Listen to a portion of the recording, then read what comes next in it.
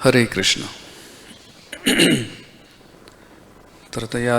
इस अध्याय में अभी जो परीक्षित महाराज प्रश्न पूछ रहे हैं, तो इस प्रश्न के अनुसार हम देख सकते हैं कि विशेष रूप से आज का जो श्लोक है, तो यहाँ पर परीक्षित महाराज पूछ रहे हैं कि किस तरह से सरित समुद्रम द्वीपानाम संभव चेत दोकसाम, यानी अलग अलग जो कल्प है, अलग समुद्र, अलग प्रकार के द्वीप, तो इन सब के बारे में आप वर्णन करिए। और विशेष रूप से उस जगह पे रहने वाले जो निवासी है। तो जब हम ऐसे श्लोकों को सुनते हैं भागवतम में, तो ये श्लोक जो है वो हमारे विश्वास की परीक्षा करने वाले श्लोक है। क्योंकि हमारा सभी लोगों का जो आधुनिक शिक्षण प्रणाली के अनुसार जो शिक्षण हुआ है, तो उसके कारण हमने बचपन से वही सीखा है कि अभी तक विज्ञान ने जितनी भी प्रगति की है, वो सब प्रगति के अनुसार उनका कहना है कि पूरे विश्व में पृथ्वी एकमेव ऐसा ग्रह है जहाँ पर जीव जी सकता है, ऐसा उनका कहना है। तो इसलिए जब हम भागवत पुराण से सुनते हैं कि जीव तो सब जगह पे है, जीव के बारे में वर्णन करते, जीव सर्वगत है। सर्वगता का मतलब क्या है? सब जगह है, सर्वगतः। तो इसलिए जब हम वैदिक शास्त्र को अध्ययन करते हैं, तो उसके लिए प्रथम वस्तु, प्रथम जो चीज़ आवश्यक है वो है विश्वास। जिस तरह से हम आधुनिक शास्त्र के ऊपर बहुत विश्वास रहता है, और इसलिए कभी कभी हम जब वैदिक शास्त्र पढ़ते हैं तो हमारे विश्वास को बहुत बड़ा चैलेंज हो जाता है, क्योंकि हमारा विश्वास भौतिक पदार्थ के अनुसार है। तो वो विश्वास भी वास्तविक रूप से देखा जाए तो हमने उसका अनुभव नहीं किया है, सिर्फ हमने विश्वास रखा है। जिस तरह से आधुनिक शिक्षण प्रणाली में हम सीखते हैं कि प्रथम जीव जो है वो अमीबा था, तो और उसके संबंध में क्या वर्णन है जो हम पढ़ते हैं कि प्रथम पृथ्वी पे कुछ जीवन था ही नहीं, ऐसा उनका कहना है। तो इसके ऊपर सब लोग विश्वास रखते हैं, लेकिन पहला प्रश्न आता है कि अगर कोई व्यक्ति अभी कहता है कि लाखों वर्ष पहले जीवन नहीं था, तो किसके आधार पर कह रहे हो? क्योंकि उसको भी कुछ आधार होना चाहिए। तो वो ऐसे बोलते हैं जैसे मानो कि वो खुद व्यक्ति उस वक्त वहाँ पर था देखने के लिए कि उस वक्त जीवन नहीं है। तो इसका मतलब है कि उनका भी वो अनुमान प्रमाण है, और इसलिए हमारे शास्त्र उसके बारे में वर्णन करते हैं कि ज्ञान प्राप्त करने के भी 3 प्रकार होते हैं, 3 मार्ग होते हैं, प्रत्यक्ष, अनुमान और शब्द प्रमाण। तो ये 3 मार्ग से हम ज्ञान प्राप्त करते हैं। तो अभी हमने जो भी सीखा है वो कौन से कैटेगरी का ज्ञान है? प्रत्यक्ष और अनुमान। शब्द प्रमाण के ऊपर नहीं है। जैसे कुछ लोग कहते हैं कि पुस्तकों की आवश्यकता नहीं है, और उसके लिए उनको पुस्तक छापना पड़ता है। तो कितना विरोधाभास है। बोलते कि ये सब पुराने जो ग्रंथ वगैरह है वो पढ़ने की आवश्यकता नहीं है, उसको सिखाने के लिए उनको पुस्तक ही छापना पड़ता है। तो इसका मतलब है कि वो लोग जो उनके सिद्धांत प्रस्थापित कर रहे हैं, वो सिद्धांत भी सही नहीं है। क्योंकि जैसे अभी हम शुरुआत में बोले कि ये जो श्लोक में बताते हैं कि अलग अलग ग्रहों के जो रहिवासी है उनके बारे में आप बताइए, ऐसे शुक्रदेव गोस्वामी को वर्णन कर रहे हो परीक्षित महाराज। तो जैसे अभी हमें पता है कि नासा जो सबसे बड़ा विज्ञान का एक संस्था है, तो वैज्ञानिक वहाँ पर पढ़ने के लिए जाते हैं, सीखने के लिए जाते हैं। उनके अनुसार भी वो लिखते हैं कि जितना हमने पढ़ाई किया है उसके आधार पर हमें सिर्फ पता है कि हम पृथ्वी पर ही जीवन है। तो एटलीस्ट कम से कम उन्होंने प्रामाणिकता से बताया कि हमें जितना पता है। तो इसका मतलब है कि उनके पास भी पूरा ज्ञान नहीं है। तो उनका भी ज्ञान अभी भी वो पढ़ रहे हैं अलग अलग चीज़ों को। लेकिन अगर हम वैदिक शास्त्रों के पास जाते हैं तो वैदिक शास्त्र कुछ अनुमान प्रमाण से नहीं आता है। वैदिक शास्त्र कुछ शब्द प्रमाण से, प्रत्यक्ष प्रमाण से नहीं आता है। वो एक्चुअली शब्द के आधार पर है। और किसके शब्द है? जो सृष्टि करता है उनके शब्द हैं। तो इसलिए ये बहुत ज़रूरी है कि हमारे पास दो पर्याय है। एक तो है कि जो व्यक्ति दोष युक्त है, क्योंकि हम सभी जीव जो है सभी दोष युक्त है, और जो सृष्टि किए भगवान स्वयं वो दोष मुक्त है। तो अभी किसके ऊपर विश्वास रखना है वो हमारे हाथ में। दोष युक्त व्यक्ति के ऊपर विश्वास रखे भगवान से दूर जाना है, या दोष मुक्त व्यक्ति के शब्दों को सुन के उनके करीब जाना है। अभी दोष युक्त जो जीव है इस पूरे ब्रह्मांड में उनके पास पूरा ज्ञान प्राप्त करने की क्षमता नहीं है। जैसे कुछ सालों पहले, 20-30 सालों पहले लोगों का मानना था कि अग्नि में या फिर हाई टेम्परेचर पे, बहुत ऊंचे तापमान पर जीव नहीं जी सकता है। इसलिए जो 30 साल पहले जो डॉक्टर रहा करते थे, तो डॉक्टर के पास वो एक उबालने वाला एक ये रहता था, टब रहता था स्टील का। तो इंजेक्शन देने का उसको सुई को उसमें डालते थे, तो उबलने के बाद सुई स्टरलाइज हो गया, विष मुक्त हो गया, विषाणु मुक्त हो गया, ऐसा उनका कहना था। बाद में कुछ साइंटिस्ट लोगों ने ढूंढा, अरे ऐसा नहीं है, इसमें तो और सब जीव है, मरते नहीं है उसमें। तो इसका मतलब है कि वो इतने ऊंचे तापमान पर भी कुछ जीव जी सकते हैं। बाद में कुछ शास्त्रज्ञों ने ये ढूंढ के निकाला, उनको पता चल गया, वो भी एक्चुअली भगवान ही रहते कि बताते कि यहाँ पर भी जीव है। तो ऐसे कुछ विषाणु हैं जिनको बोलते हैं अग्नि विषाणु, फायर बैक्टीरियाज। तो अग्नि विषाणु का मतलब क्या है कि वो अग्नि में जीवन जीते हैं। या फिर एक शास्त्रज्ञ थे माइकल लेमोनिक और एंड्रयू डॉर्फमैन, वो लिखते हैं कि हाइड्रोजन सल्फाइड ये बहुत विषारी गैस है, विषैला गैस है, जो समुद्र का जो नीचे का जो भाग रहता है उसमें जब कभी कभी बहुत बड़ा स्फोट हो जाता है, तो वो स्फोट से समुद्र के नीचे से, ज़मीन के अंदर से वो गैस बाहर निकल जाता है। तो उन्होंने उसमें से कुछ उसका अभ्यास किया, तो वो हाइड्रोजन सल्फाइड जो बहुत ही विषैला गैस है उसमें भी कुछ जीवाणु है जो जीते हैं। तो अभी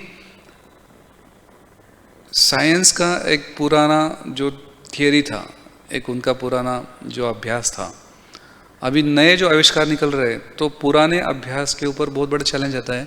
तो पुराना जो था उसको सभी लोगों ने स्वीकार किया था कि नहीं ऐसा है, और अभी कुछ लोगों को अलग कुछ आविष्कार मिल जाते हैं, बोलते नहीं नहीं ऐसा नहीं, गलत है, ये सही है। तो फिर अभी ये सही होने का फिर लोग बोलते हैं फिर ये इतना साल तक माना था वो गलत, तो बोले हाँ ये गलत है, अभी ये स्वीकारो।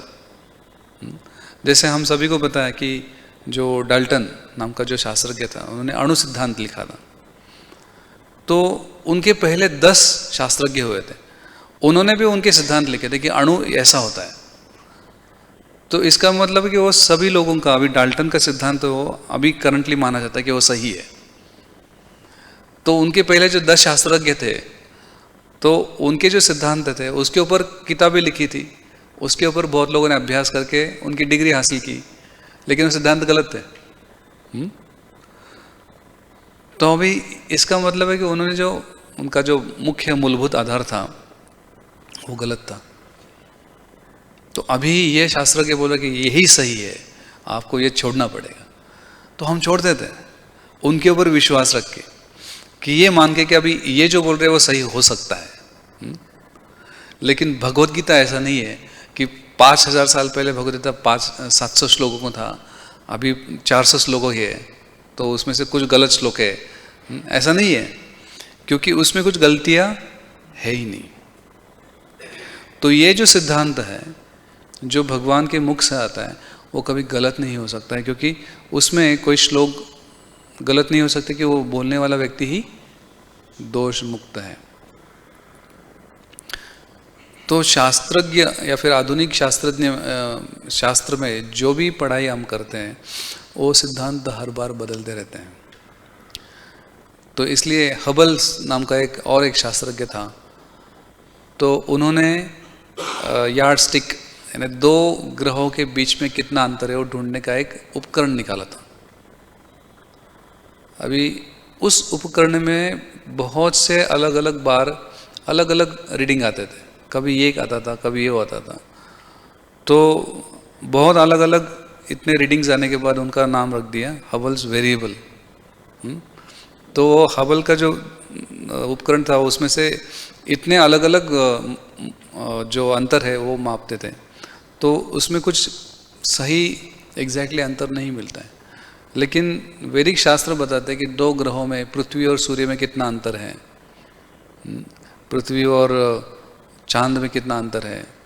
तो भले उनके पास कुछ हम बोल सकते हैं कि उनके पास तो कुछ था नहीं, साइंटिफिक उपकरण नहीं था, ज़रूरत ही नहीं है, क्योंकि जो व्यक्ति ने बनाया है उस व्यक्ति को पूरा पता होता है कि मैंने कैसे बनाया है। जैसे कि हम आगे जाके तीसरे स्कंद में कपिल मुनि उनकी माता देवहूति को वर्णन करने वाले हैं कि एक जीव का माता के गर्भ में किस तरह से जीवन बढ़ते रहता है। अभी उसमें जो वर्णन किया हुआ है, जो अभी आधुनिक जो हमारा जो मेडिकल साइंस है उसमें जो वर्णन किया है बहुत साम्यता है उसमें। एक्चुअली इसमें ज़्यादा और वर्णन किया हुआ है कि कब जीव पूरी तरह से उसका जो अनुभव करता है उसके बारे में वर्णन किया हुआ है, जो हमारे मेडिकल साइंस में भी नहीं है। तो ऐसे कितनी वस्तुएं हैं जो यहाँ पर लिखे हुए हैं बिना कुछ उपकरण से। ऐसा नहीं कि कपिल मुनि के पास कुछ था उपकरण, उन्होंने ढूंढ के निकाला था। एक्चुअली वो उपकरण हमें लगता है क्योंकि हमारे पास इतना क्षमता नहीं है सीधे जानने की। जैसे कि मनोवैज्ञानिक होते हैं, तो मनोवैज्ञानिक बहुत अभ्यास करते करते फिर लोगों को चेक करते हैं, फिर उनका मन ढूंढते हैं, मन के बारे में कुछ उपकरण लगा के उनका कुछ रीडिंग्स मिलते हैं, तो उसके अनुसार वो उनका कैलकुलेशन रहता है। लेकिन हम देखते हैं कि बहुत से ऐसे कुछ योगी हैं हिमालय के, वो आप सामने जाएंगे, खड़े रहेंगे तो आपको कभी देखा नहीं होगा उन्होंने, लेकिन सीधा बताएंगे कि आपका नाम ये है। जैसे हमारे एक भक्त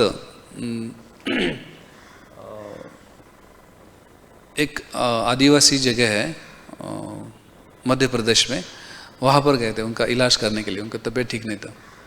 तो वो आदिवासी क्षेत्र में एक वैद्य बोलते हैं कि वो बहुत अच्छे व्यक्ति है। अभी उन्होंने कुछ पाठशाला में जाके कुछ पढ़ाई किया नहीं है, लेकिन बहुत से बड़े बड़े लोग उनके पास जाते हैं इलाज करने के लिए। तो जब ये भक्त गए उनके पास, तो वो वहाँ पर जाके बैठे थे और उसके बाद और एक व्यक्ति आए। जैसे ये भक्त गए, उनको डायबिटीज था, तो जैसे उनके रूम में प्रवेश किया, पहली बार गए थे, अभी पुणे से गए, वहाँ पर मध्य प्रदेश में जंगल में कहाँ पहले उनको पता था। तो जैसे ये भक्त अंदर गए, उनको देखा, बोले आपको डायबिटीज़ है। तो अभी उनके पास कौन सा ये खून चेक करने वाला था, सिर्फ देखा उन, बोले आपको डायबिटीज़ है, बैठ जाओ। उसके बाद और एक आदमी आया, उसको देख के वो उनकी पत्नी के साथ गए थे, बहुत बड़े पॉलिटिशियन थे, वो एमएलए थे, तो वो भी उनको मिलने के लिए गए। तो जैसे ही वो अंदर आए, तो ये जो व्यक्ति थे वैद्य, बोले कि आप ब्राह्मण हो लेकिन दारू पीते हो। तो उनकी पत्नी हंसने लगी कि उनको पता था कि ये सही बोल रहे हो।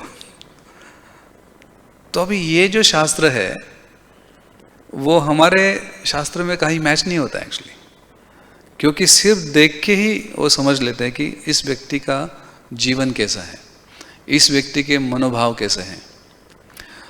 तो इसलिए ये जो शास्त्र है वो हमारा जो उपकरणों के ऊपर आधारित जो शास्त्र है, विज्ञान है, उससे और कई गुना एडवांस्ड है, बिना उपकरण के बताते हैं। और एक बहुत फेमस व्यक्ति है जो उनका नाम है फर्शी वाले बाबा, नासिक के पास। तो काफ़ी लोग उनके पास लाइन लगे रहती, तो उनके पास एक पत्थर है, उसे सर पर रख के उनको समझ पूरा बॉडी का स्कैनिंग हो जाता है, तो बताते हैं एग्जैक्टली क्या हुआ है। यानी आयुर्वेद शास्त्र का भी अच्छी तरह से अभ्यास करेंगे तो उसमें भी सिर्फ नाड़ी परीक्षण से देख लेते हैं। तो इसका मतलब है कि हमने जो पढ़ा है वही एकमात्र एक सोर्स नहीं है कि वहाँ से हम ज्ञान प्राप्त कर सकते, उसके अलावा बहुत कुछ चीज़ें हैं। लेकिन अभी इसके पीछे बहुत बड़ा एक ऐसा एक षड्यंत्र भी है कि यही प्रमोट करने का प्रयास है कि यही सही है। लेकिन जो बुद्धिमान लोग हैं वो समझ पाएंगे कि इसके अलावा भी बहुत कुछ चीज़ें हैं। जैसे ये दो शास्त्रज्ञ जिनके शुरुआत में बताया कि माइकल लेमोनिक, तो बोलते हैं कि अंटार्कटिका में भी अगर आप जाएंगे तो वहाँ पे सिर्फ बर्फ ही है, तो ऐसा लगता है कि वहाँ पे कोई जीव नहीं हो सकता है। लेकिन कुछ शास्त्रज्ञों ने वहाँ पर भी खोदा बर्फ के अंदर, पहली बार जब शुरुआत में गए थे, तो उस वक्त तो लगता था कि शायद यहाँ पे कोई रहता नहीं होगा। तो 1 किलोमीटर अंदर खोदे बर्फ के नीचे, तो उसके नीचे उनको एक जलाशय मिला जिसका नाम उन्होंने दिया वो स्टोक, वो ओंटारियो नाम का एक पूरा सरोवर है, वो पूरा 1 किलोमीटर अंदर बर्फ को खोदना पड़ता है उसके नीचे।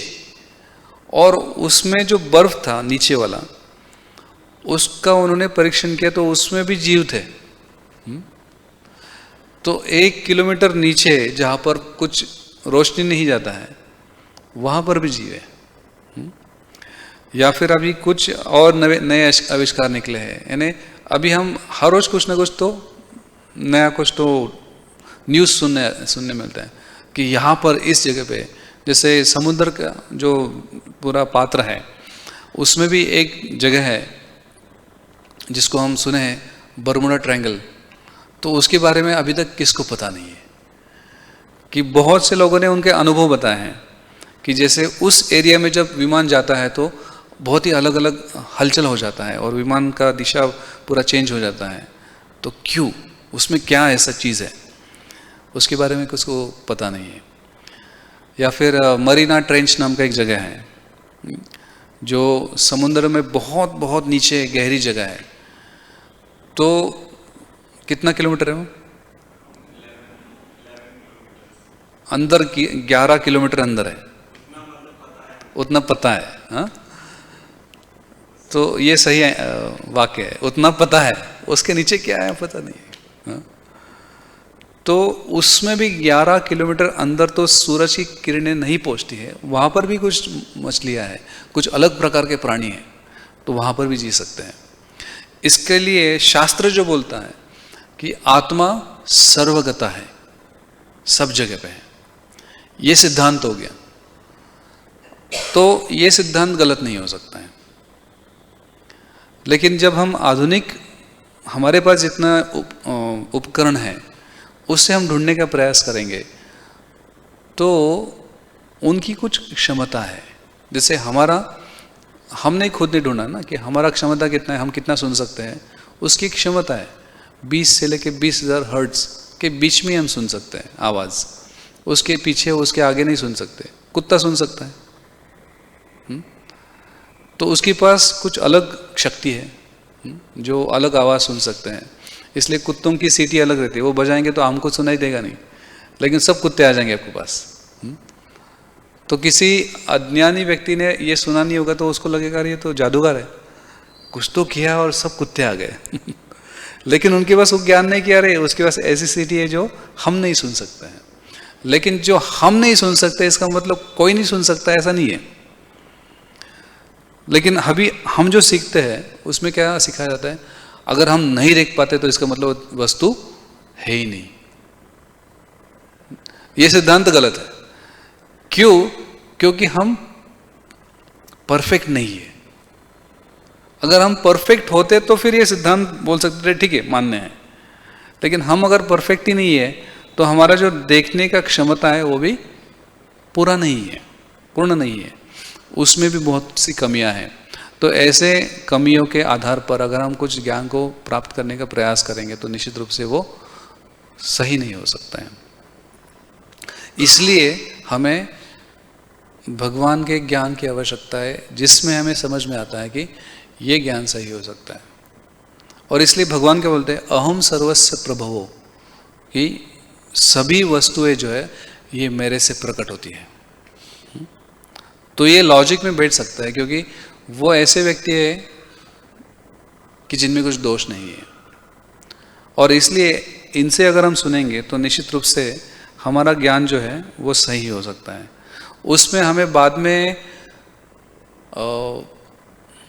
पछतावा नहीं होगा, अरे पहले तो 4 साल पहले ये सुना था, अभी तो गलत, अभी तो चेंज हो गया।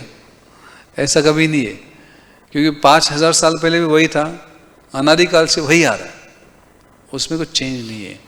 कि ऐसा नहीं कि अभी भागवत के प्रथम स्कंद में हमने जो पढ़ा भगवान के 24 अवतार है, कुछ समय के बाद नया भागवत में आएगा, नहीं भगवान के 24 नहीं, एक 4 ही अवतार है।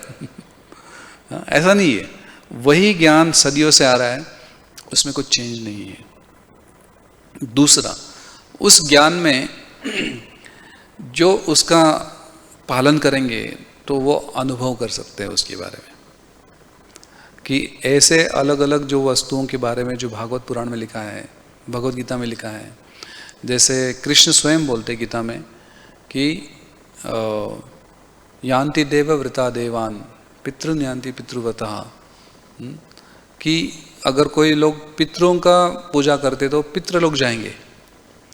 तो इसका मतलब क्या है, पितृलोक है कि जहाँ पर हमारे पितृ हैं, और उसके आधार पर ही हमारा पूरा जो हम परिवार के बारे में बताते हैं कि हमारे पूर्वज कौन है, हमारा गोत्र क्या है, इसका पूरा कनेक्शन है।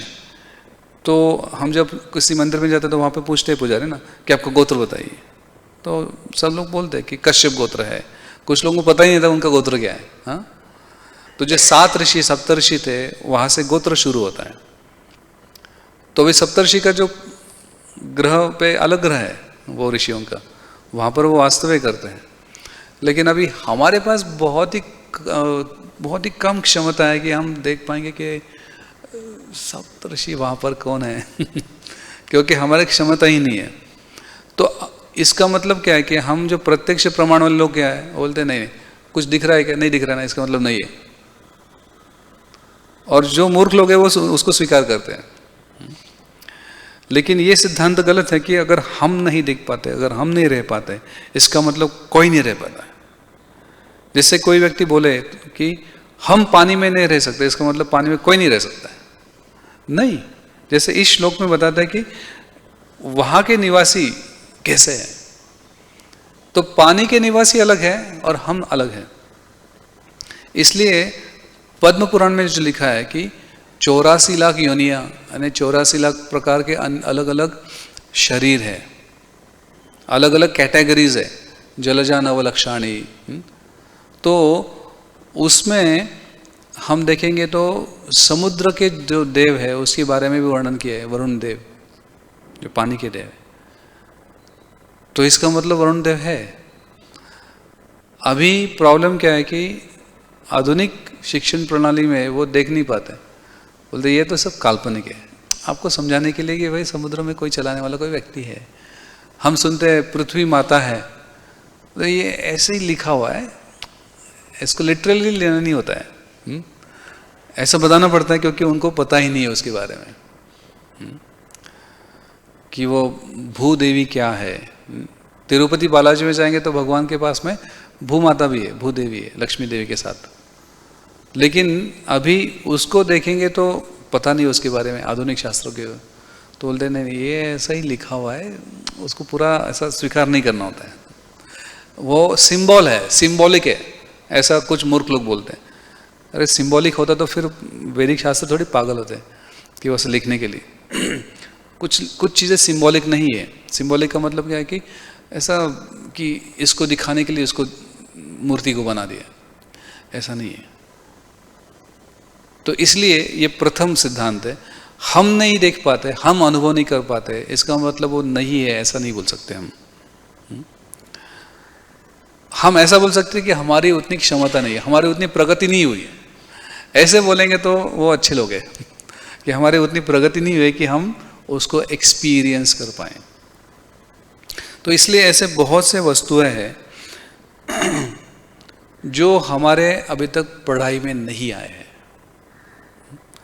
तो इसलिए हमने कभी, कोई व्यक्ति ऐसा क्लेम करता है तो वो मूर्ख व्यक्ति है वास्तविक रूप से, भले ही वो उसके पास बहुत बड़े बड़े डिग्रियां रहे, भले ही उसने पीएचडी की हो। सिर्फ पीएचडी करने से व्यक्ति बहुत बुद्धिमान होता है ऐसा नहीं है। क्योंकि जैसे प्रभुपाद जी एक जगह पे एक कॉलेज में गए थे और उस वक्त वो कॉलेज के जो मुख्य प्राध्यापक थे उन्होंने घास के ऊपर पीएचडी किया था। तो प्रभुपाद जी उनको उनके सामने ही बोलते हैं उनके विद्यार्थियों को, बोलते घास के ऊपर पीएचडी करके फ़ायदा क्या है, गाय घास खाता है दूध तो देता है, आप इतना पीएचडी करेंगे और कुछ मिलने वाला नहीं है। हाँ? तो बहुत से लोग इतना उसके ऊपर अभ्यास करते हैं लेकिन वास्तविक रूप से उसका कुछ लाभ नहीं मिलता है। लाभ कहाँ से मिलेगा? जो प्रात्यक्षिक, जो अनुभव करने वाला जो ज्ञान है, भागवत पुराण में अनुभव कर सकते हैं, लेकिन वो अनुभव करने के लिए उतना विश्वास भी होना चाहिए, उतनी शुद्धता भी होनी चाहिए। तो उतनी सात्विकता जब होगी तो सत्व गुण का ज्ञान हम पढ़ सकते हैं। हमारा जो अभी करंट ज्ञान जो है वो सात्विक ज्ञान नहीं है, राजसिक और तामसिक है। क्योंकि जो तामसिक और राजसिक लोग हैं वो सिखाने वाले होंगे तो वो ज्ञान भी उसे ही प्रेरित होगा।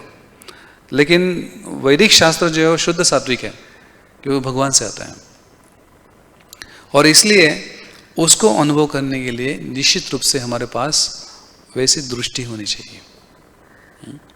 जैसे हम पढ़ते हैं तंत्र विद्या के बारे में पढ़ते हैं, तांत्रिक होते हैं, अभी भी है, तो एक जगह पे बैठ के किसी और को तकलीफ दे सकते हैं, तो अभी ये हमारे साइंस में मैच नहीं होता है।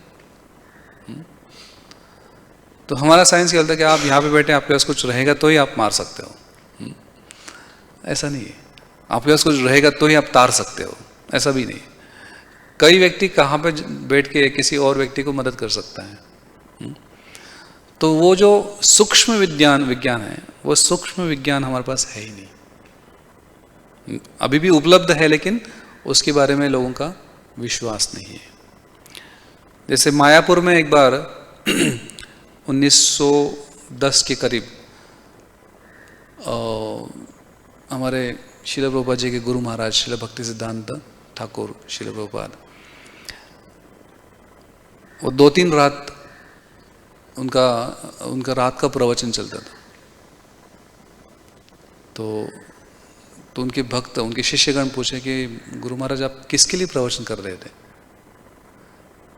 तो भक्ति सिद्धांत ठाकुर बोलते कि श्वेतद्वीप जो वासी है, श्वेतद्वीप पे रहने वाले जो लोग हैं, उस द्वीप पे, जैसे इस द्वीप के बारे में वर्णन करते कि इस पूरे ब्रह्मांड में अलग अलग द्वीप है, उनके बारे में वर्णन करिए, उनके लोगों का वर्णन करिए, ऐसा परीक्षित महाराज पूछ रहे हैं। तो भक्ति सिद्धांत ठाकुर उनको कहे कि कल रात को श्वेतद्वीप के निवासी आए थे। तो बोले कहाँ थे, हमको कुछ दिखे ही नहीं। हाँ? तो एक शुद्ध भक्त किसी अन्य ग्रह के निवासियों के साथ भी उनका प्रवचन सुनने के लिए वहाँ के निवासी आए थे। अभी श्वेतद्वीप के बारे में तो हमारे मॉडर्न साइंस में कुछ नहीं वर्णन, या फिर जम्बूद्वीप के बारे में कुछ वर्णन नहीं है, जो अभी हम आगे जाके 5वें स्कंद में पढ़ने वाले हैं कि पूरे ब्रह्मांड का रचना कैसे हुआ है और ब्रह्मांड में क्या क्या चीज़ें हैं, उसका पूरा डिटेल में वर्णन सुखदेव गोस्वामी करेंगे। तो उसमें जम्बूद्वीप है, या फिर गजेंद्र मोक्ष की कहानी आती है, तो वो अलग द्वीप पे हुई थी, जहाँ पर वो ऐसा एक सरोवर है, वो सरोवर पे स्वर्ग के निवासी वहाँ पर उनका छुट्टियाँ मनाने के लिए आते हैं। जैसे हम कभी पाँचगणी में जाते हैं, लोग महाबलेश्वर जाते हैं, या फिर शिमला, अलग अलग जगह पे जाएंगे। तो वो जो जगह है वो प्राकृतिक, इसमें से बहुत अनोखी जगह है, लोग वहाँ पे जाते हैं उनका टाइम स्पेंड करने के लिए, मज़ा उड़ाने के लिए। तो उसी तरह से देवताओं का भी जगह है, टूरिस्ट स्पॉट है उनका, वो कहाँ जहाँ पर गजेंद्र मोक्ष का कहानी हुआ था। तो वो अलग प्रकार का जगह है, और इसलिए हम आगे जाके पढ़ेंगे कि किस तरह से इवन पृथु महाराज ने पूरे भूमंडल को, अभी भूमंडल जो है वो बहुत व्याप्त है, और मान लीजिए कि ये पूरा सरफेस है ऐसा भूमंडल का, गोल पूरा फ्लैट है वो, और उसमें पृथ्वी नाम का एक छोटा सा कण है उसमें एक जगह पे, और जो गंगा आकाश से आती है तो सीधे पृथ्वी पे गिरती है, और वहाँ से गिर के नीचे अलग अलग जो द्वीप है वहाँ पर उसका पानी जाता है। तो अभी इसके बारे में हम आगे पढ़ेंगे 5वें स्कंद में। तो अभी ये तो पूरा विस्मित करने वाला ज्ञान है कि अरे फिर हम जो देख रहे हैं वो क्या है। जो पृथ्वी हमको इतना बड़ा लगता है वो बहुत ही छोटा कण है पूरे भूमंडल में, और भूमंडल पे पृथु महाराज ने उनका जो रथ था वो चलाया था, क्योंकि अलग अलग निवासियों को आनंद देने के लिए और सूरज की जो रोशनी थी उसको थोड़ा सा बैलेंस करने के लिए उन्होंने उनका रथ चलाया था। तो ऐसा बोलते हैं कि उनका रथ जो था सूर्य के समान घूम रहा था, जो पूरा प्रकाशमय था। उसका वर्णन 4थे स्कंद में आएगा। और उनके रथ के पहियों के कारण भूमंडल पे 7 द्वीप हुए।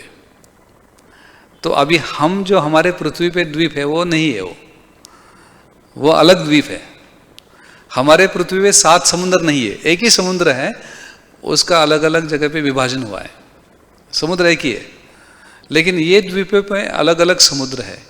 उसमें क्षीर सागर भी है, दूध का समुद्र भी है, और गन्ने के रस का समुद्र भी है। तो ऐसे अलग अलग रस है, और उसको आस्वादन करने के लिए जो स्वर्ग के निवासी वहाँ पर आते हैं। जैसे अभी आगे जाके 5वें स्कंद में हम सुनेंगे कि जम्बूद्वीप के बारे में वर्णन आया है, तो वो वर्णन तो बहुत ही एकदम हमारा जो पूरा वैदिक शास्त्र, आधुनिक शास्त्र के ऊपर विश्वास जो है उसको पूरा उड़ाने वाला है। क्योंकि उसमें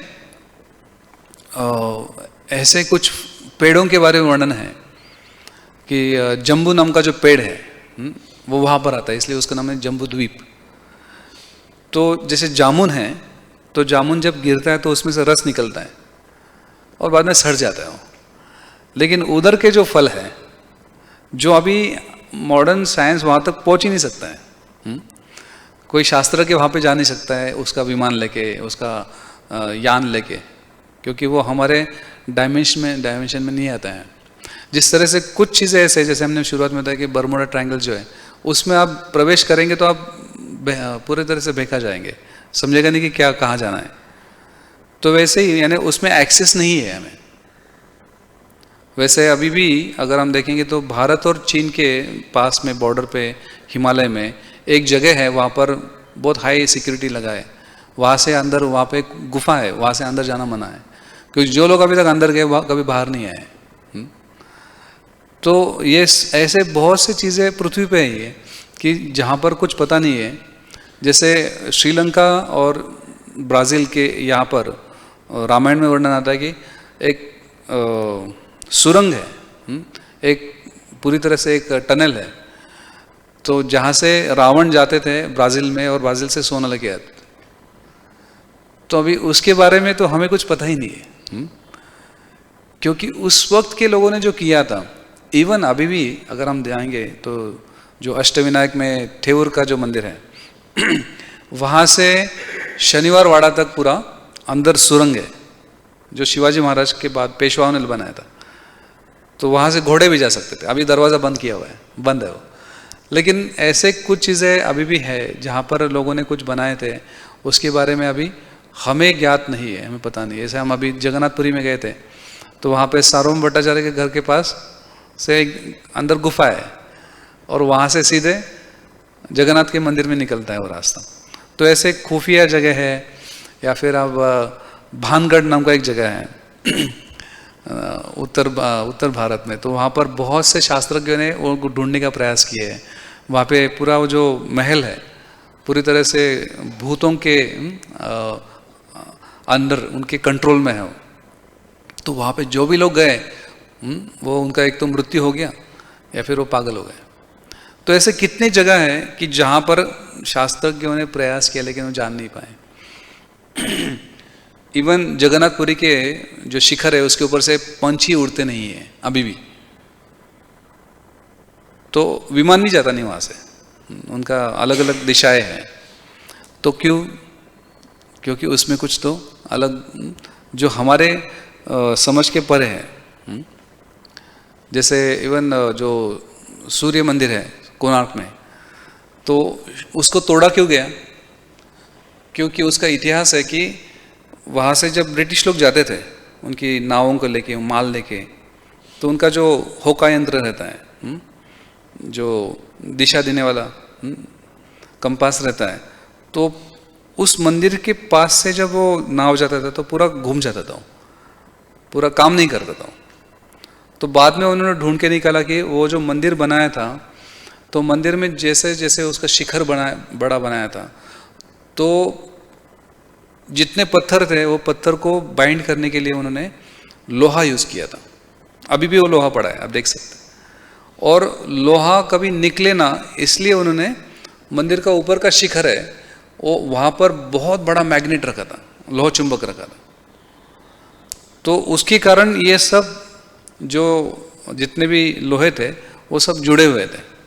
तो उस वक्त यानी हज़ारों साल पहले उन्होंने जो टेक्नोलॉजी यूज़ किया था, तो उसके कारण उनका जो नाव है वो घूमता ही नहीं था वहाँ से, उनको पता नहीं चलता कि ये काम क्यों नहीं कर रहा है। और इसलिए फिर उन्होंने ढूंढ के निकाला, तो उनको वहाँ पर वो लोहा मिला और लोहे के ऊपर वो लोह चुंबक मिला, फिर उन्होंने मंदिर तोड़ दिया। तो उस वक्त के लोगों के पास भी बहुत बड़ा टेक्नोलॉजी था, लेकिन अभी ऐसे कितने शास्त्रज्ञ हैं वो पूछते हैं कि अरे ये कैसे किया, बिना टेक्नोलॉजी के कैसे, बिना क्रेन के कैसे, बिना जेसीपी के कैसे किया सब। तो उस वक्त का जो टेक्नोलॉजी था वो सूक्ष्म था।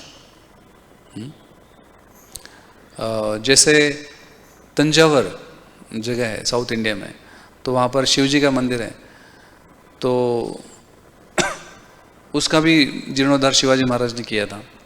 लेकिन उसके पहले वो मंदिर काफ़ी सालों पहले, हज़ारों साल पहले, तो उसका जो ऊपर का जो गुंबज है शिखर के ऊपर का, वो कम से कम 40 टन का है और उसकी मंदिर की ऊंचाई है 180 फुट।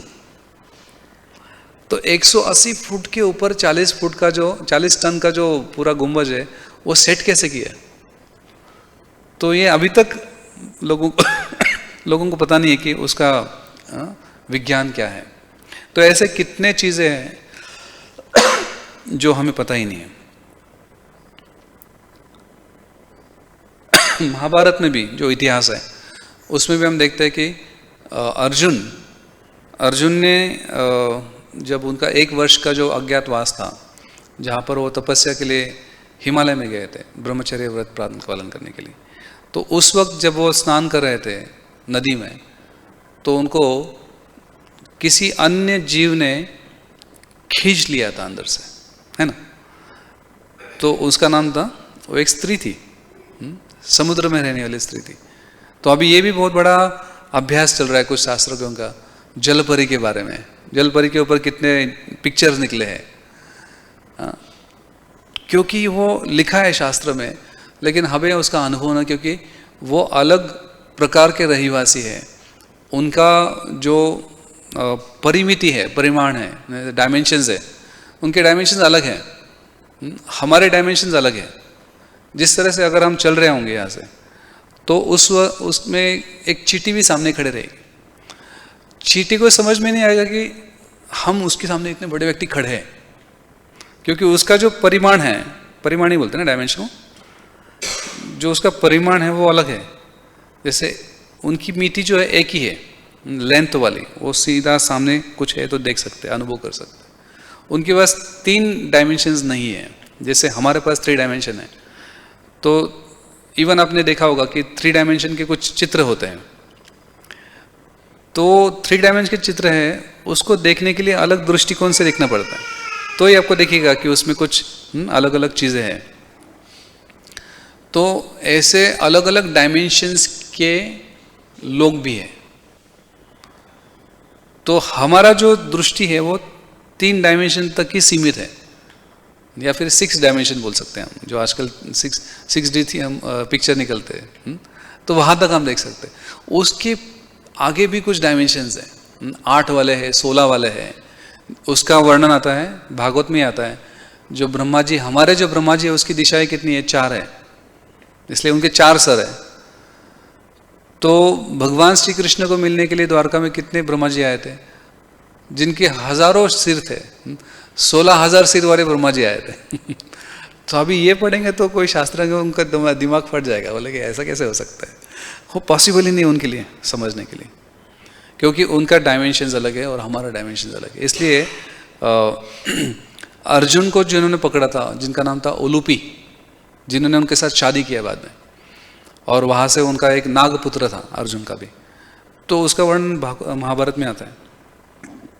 और जब भीम को विष पिलाया था, उनको नदी में फेंक दिया था, उसमें वरुण जी के लोगों ने उनको कैप्चर करके वसुकी के, जो नाग के राजा है, उनको नीचे लेके गए थे, और वहाँ से उनको और शक्ति प्राप्त हो गई, 10,000 हाथियों की शक्ति प्राप्त हो गई।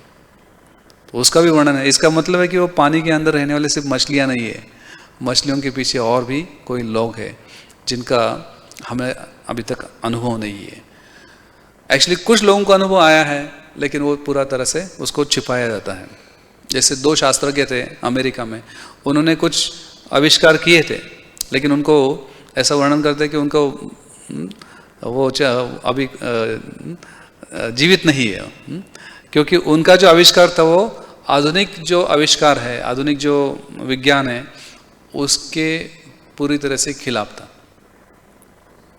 उन्होंने ढूंढ के निकाला था कि जल में भी कुछ मनुष्य समान लोग हैं जिनके पास कुछ आयुध है, क्योंकि 15 से 20 साल पहले समुद्र में ऐसा एक अलग अलग घटनाएं हो रही थी कि जिसमें बड़े बड़े जो मछलियां हैं, वेल मछली, देवमासा, तो वो ऐसे मर के अपने आप बाहर आ रहे थे, और उनके पेट में अगर उनका पोस्टमार्टम किया था तो उसके पेट में अलग अलग प्रकार के शस्त्र मिले, जो शस्त्र किसी अन्य धातु के थे जो हमारे पास नहीं है।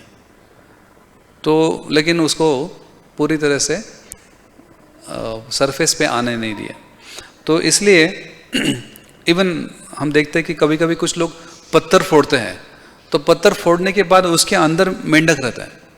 हाँ, वो कहाँ से आया, वो कैसे जीवित रहे। और उसी के साथ जब 500 साल पहले भी जगन्नाथपुरी में एक व्यक्ति गया था, बहुत गरीब व्यक्ति था, मांगने के लिए गया था भगवान को, जगन्नाथ को कुछ पैसे मांगने के लिए उनके बेटी की शादी के लिए। तो उस वक्त जो समुद्र के सामने जब वो तर्पण कर रहे थे, तो उस वक्त समुद्र से एक व्यक्ति अंदर से बाहर आए, तो वो देखा तो बहुत ही पहले डर गया कि कौन है। तो यक्ष थे वो, और वो यक्ष कौन थे? विभीषण। तो और वो विभीषण सीधे वो उनको देखे, और ये व्यक्ति पूछता है कि अरे आप तो विभीषण तो पूरे लंका के राजा हैं। तो अभी हम देखते हैं कि लंका, श्रीलंका में क्या है, लोग रहते हैं, लेकिन विभीषण कहाँ दिखता है वहाँ पे। लेकिन क्योंकि हमारे पास दृष्टि नहीं है वैसे देखने की, तो वो व्यक्ति पूछते कि आप कौन हैं, तो वो बताते कि मैं विभीषण हूँ। और यहाँ पर भगवान का दर्शन करने के लिए आए हो। तो जगन्नाथ जी का दर्शन करने के लिए साल में एक बार विभीषण वहाँ पे आते हैं। तो लेकिन वो जगन्नाथ जी के मंदिर में जाने के पहले कहाँ जाते हैं? गंभीरा में जाते हैं, चैतन्य महाप्रभु को मिलने के लिए। और उस वक्त जब वो प्रवेश करते, समुद्र से बाहर आते, तो साधारण रूप लेके आगे चले जाते हैं। तो ये व्यक्ति उनके पीछे पीछे जाता है देखने के लिए कहाँ जा रहे हैं। और जब वो जाते हैं चैतन्य महाप्रभु के पास, तो वहाँ पर वो प्रणाम करते हैं, तो फिर वो व्यक्ति भी चैतन्य महाप्रभु की शरण लेते हैं और सभी दुखों से मुक्त हो जाते हैं। तो हमारे प्रभुपाद जी के एक शिष्य भी थे, उनका नाम था आत्म तत्व प्रभु। तो उन्होंने भी उनके भक्ति में आने के पहले कैसे बहुत से तांत्रिकों को मिले थे, उनका बहुत सा पढ़ाई किया था। तो उसके बारे में तो काफ़ी कुछ चीज़ें हैं। तो ऐसे हम देखेंगे तो जो परीक्षित महाराज यहाँ पे वर्णन कर रहे हैं या पूछ रहे हैं कि इस अलग अलग लोकों के, अलग अलग द्वीपों के, अलग अलग समुद्रों के, अलग अलग नदियों के जो रहिवासी है, निवासी है, उनके बारे में वर्णन कीजिए। तो आगे जैसे अध्याय जाएगा तो हम उसमें पढ़ेंगे कि किस तरह से अलग अलग निवासी है जो हमें सिखाते हैं कि भागवत पुराण में हमारा पूरा विश्वास होना चाहिए, जहाँ पर सभी वस्तुओं के बारे में वर्णन किया है। हरे कृष्णा। बहुत बहुत धन्यवाद। ग्रंथराज श्रीमद् भागवतम की जय, श्रील प्रभुपाद की जय, अनंत कोटि वैष्णव की जय।